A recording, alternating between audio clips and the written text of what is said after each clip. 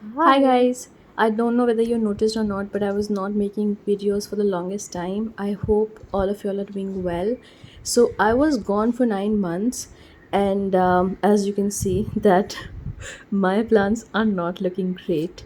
This used to be a beautiful, stunning, very full philodendron, and as you can see that it's partly bald and it lost a lot of foliage and the leaves are burnt. So 20 days ago when I got back, I placed it inside.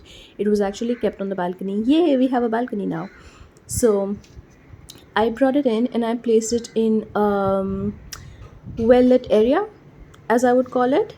So you can see that it's receiving a lot of natural light. And here is my best friend. So first I cleaned all the foliage, like literally each and every leaf, and then in a spray bottle I added like the tiniest pinch of NPK 20 20 20 and some regular water. If you have seaweed, you can add that. If you have NPK, you can add that. Or if you don't have any of the fertilizers, don't worry, just regular tap water is good.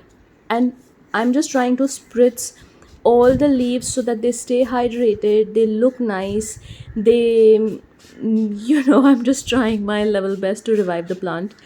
I'm actually trying to spray on all the aerial roots. As you can see that there are a lot of aerial roots, and you'll also notice that there is a lot of new growth, which is amazing, that in the past 20 days the plant is actually doing a lot better than it was previously. You can see that there are a lot of new nodes and the plant is producing a lot of new leaves.